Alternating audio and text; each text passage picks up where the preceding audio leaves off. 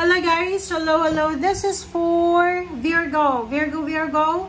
Welcome dito sa aking channel, Kapalaran 888 Virgo. Please like and share, subscribe kung bago ka lang dito sa channel ko. And kung matagal ka na, maraming salamat sa lahat ng mga suporta nyo. Okay, so back on track na tayo, Virgo. Okay, so mas lalo tayo magiging sobrang busy pagdating ng 2026. Okay, 28, 27, magkasunod lang siya.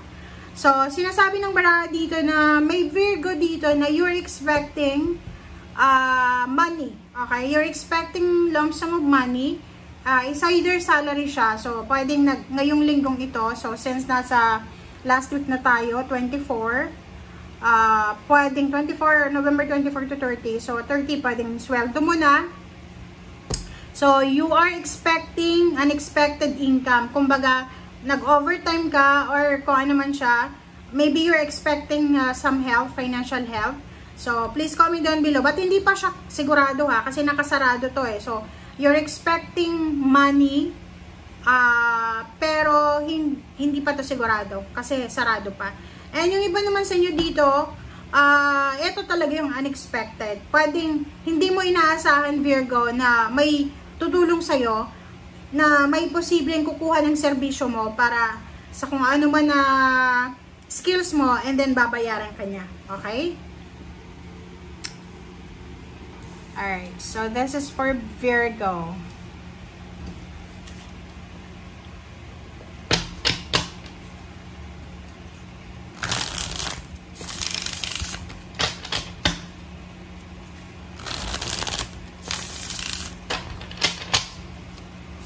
Oops, sorry.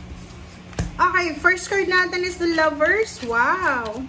So, nakikita ko sa'yo dito, this week, wala namang masyadong problema sa love life. There's a celebration of success sa relationship, motivation and inspiration sa relationship mo. So, kumbaga, maayos yung relationship.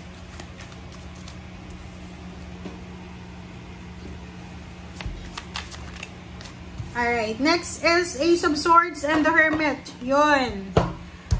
Pay attention. Okay, it's number 9, number 6, number 1. Ace of Swords. So, sinasabi ng bara sa'yo dito na there's an ongoing na like happening situation sa buhay mo. So, pwedeng makatanggap ka ng balita.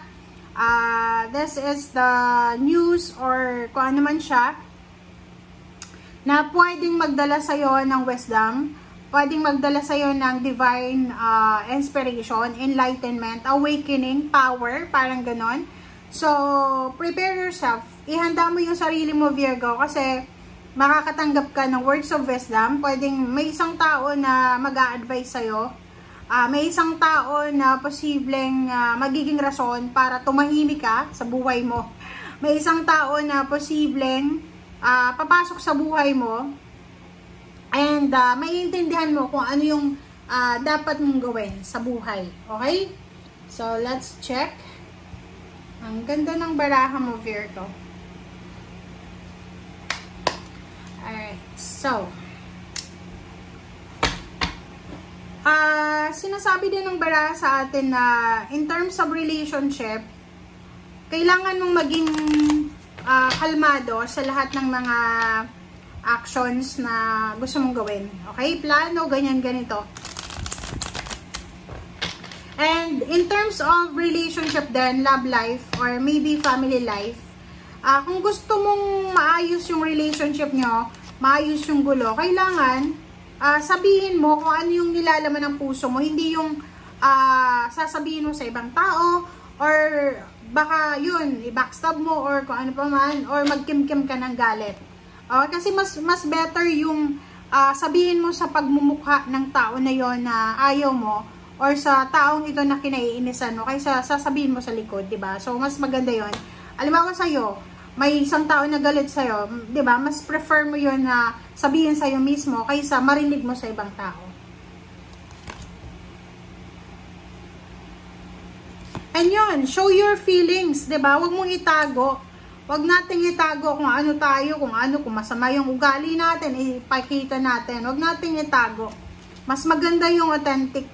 Mas maganda yung totoo kasi wala kang dapat i-maintain. Mahirap yung tinatago yung ugali kasi kailangan mong i-maintain Kailangan palagi kang mabait, palagi kang ganyan. Paano kung pagdating ng araw hindi mo na panindigan?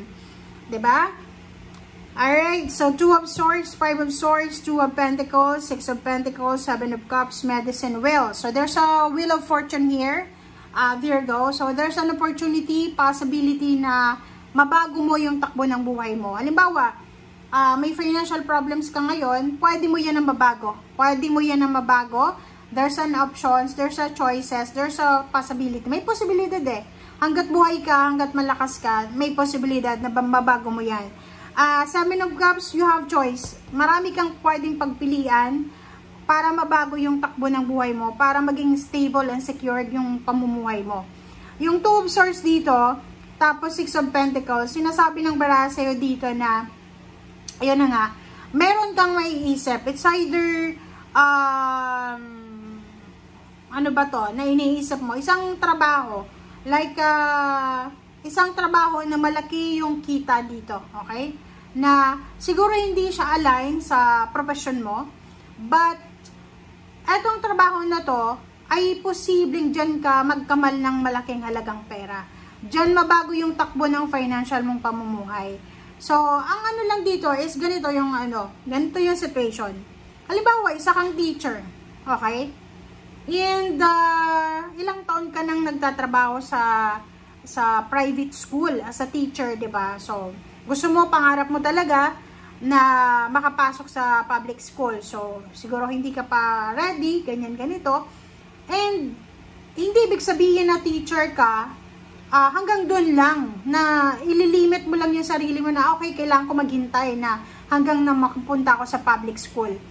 If may mga opportunities like for example online, mga tawag dito, work from home, possible yun. Pwede mong subukan. Okay? Pwede mong subukan. Kasi, sinasabi ng baraha sa atin dito na may choice and option ka Huwag mong ilalagay ang sarili mo, Virgo, sa isang limited na option, limited na sitwasyon. Kasi, sa panahon ngayon, sa akin lang to observation ko lang, kadalasan yung mga nagsasuffer ngayon, yung mga matataas yung pride. Na halimbawa, sila ay teacher, sila ay architect, dapat architect lang sila.